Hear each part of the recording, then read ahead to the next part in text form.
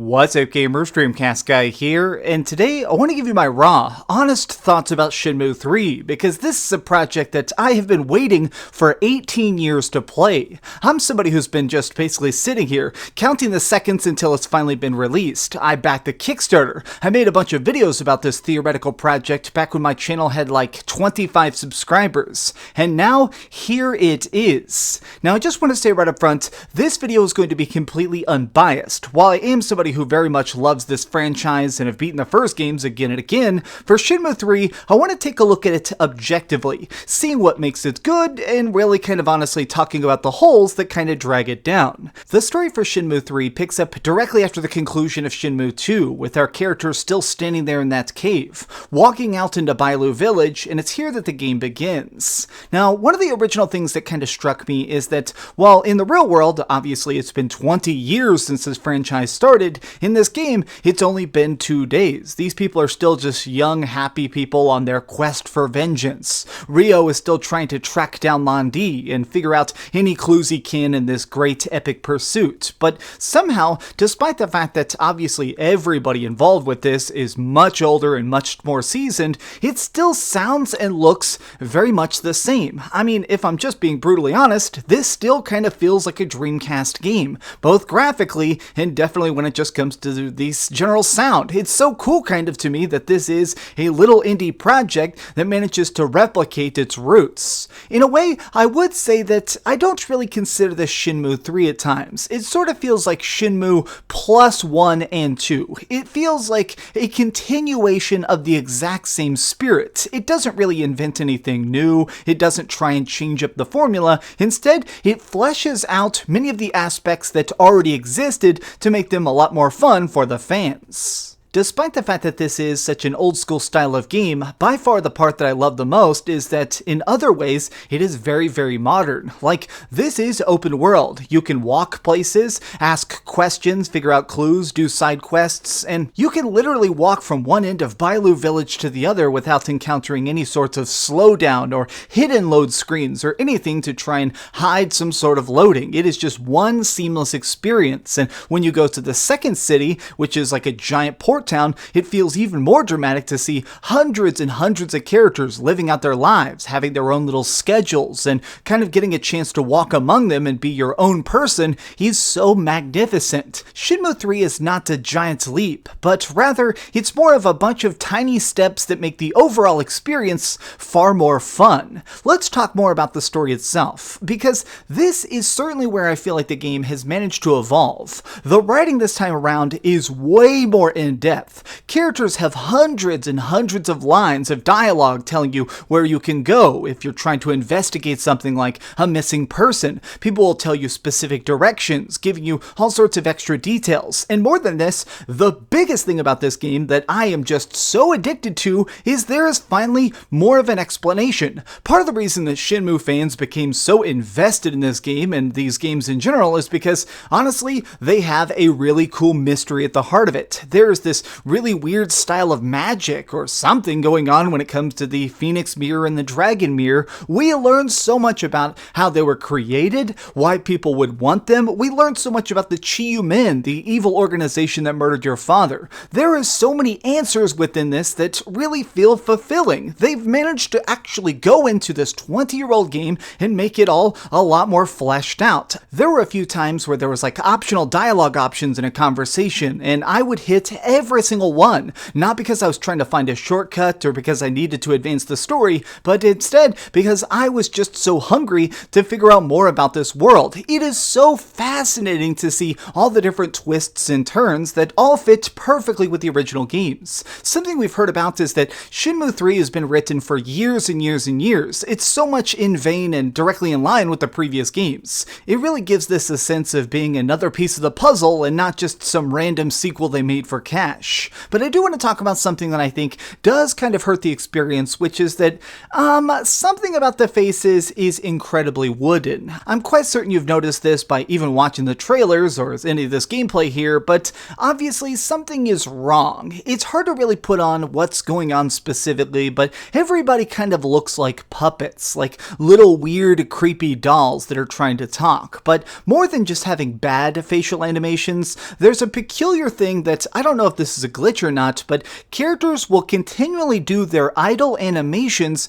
even during a conversation. So there's times where like somebody will be talking to you as they're chugging whiskey. So booze is literally dumping in this guy's mouth, but it's not stopping him from having an in-depth martial arts discussion. And to me, this is weird because it feels funny in a way that it's not trying to be funny. It doesn't completely ruin the experience by any means, but it's kind of distracting when I'm trying to see this really interesting lore dump that I've been waiting almost 20 years to hear, and the guy is just constantly looking around, or the camera was occasionally just freaking out and I'd be like behind a bush, almost as if I'm having an out-of-body experience. And it's something that I feel like could be rectified with a patch. At least I really hope so. Now, with that being said, I think that it's really kind of cool to talk to everybody in this game, not just for the dialogue and for all the cool little options you can do, but side quests really make more sense. This time around, you can of course go anywhere and kind of talk to anyone, but there's real actual detailed side quests that allow you to help out different villagers or maybe just rescue some kids or whatever. And what I like about this is it finally shows that Ryo is not just a man on a quest for vengeance, he is a good person. He wants to really just stop and help people out. He wants to try and do what is right, as he's also walking his own path of darkness. He is a martial artist first and foremost, and realizes that being good requires sometimes doing the hard thing. Speaking of Kung Fu, let's talk about the highly refined combat system, because fighting now, it's definitely more simulation focused. It's more about punches, kicks, and combos, but also about trying to control multiple opponents, and sometimes just knocking people down. It's more actually intricate, and allows you a lot more freedom on how you want to fight. There are some cool special moves that you can execute and blast people off their feet, but I like the fact that all of this feels more difficult. It feels like because there is a higher skill ceiling for how good you can be at Shenmue III fighting,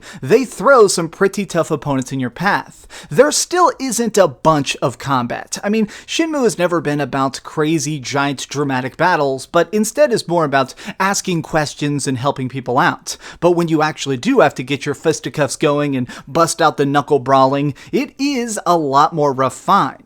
Something I think that really helps this is that there's more of an RPG aspect to a lot of this combat now, where obviously when you're getting into the fights, it's just a matter of knocking your opponents unconscious, but between the big battles, there are opportunities to train. Lots and lots of them. These can be things like practicing a specific stance to increase your endurance, or trying to just eat healthy foods, or buy potions. But there's also things where you can find random martial artists in the wild, and if you befriend them, they will let you train against them, practicing and leveling up specific moves that way you can be even more deadly in combat. And to me, this is cool because it really emphasizes what it's like to be a martial artist. It's not just about punching hard, it's not just about doing your push-ups in the morning so you can throw a combatant over your shoulder. No, being a good martial artist is about practicing every single day to have that most perfect punch. I like this, and it really feels like it actually brings home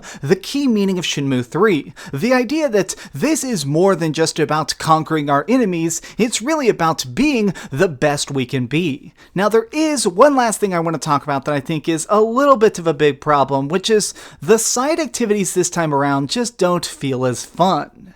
One of the things that made Shenmue so famous back in the day was that it was one of the earliest open-world experiences. It allowed you to go places whenever you wanted and kind of do whatever you want. And something that was definitely interesting is that there were lots of things in the towns that didn't really affect the main story. And one of them was the arcades, the mini-games, the things you could do to kill time. You could actually just go in and play all sorts of classic Sega games at a whim. And now, unfortunately, unfortunately that isn't the case. Now, I'm just speculating here, but I believe it's because this is now technically an indie project. They do not have any sort of partnership whatsoever with Sega, so because of it, the arcades have to be all little indie games themselves, like Whack-A-Mole, this like driving game, and QTE Fight came back so you can at least punch some punching bags, but it kinda does suck not to see Space Harrier or Hang On. I liked having these real arcade games there to kill time.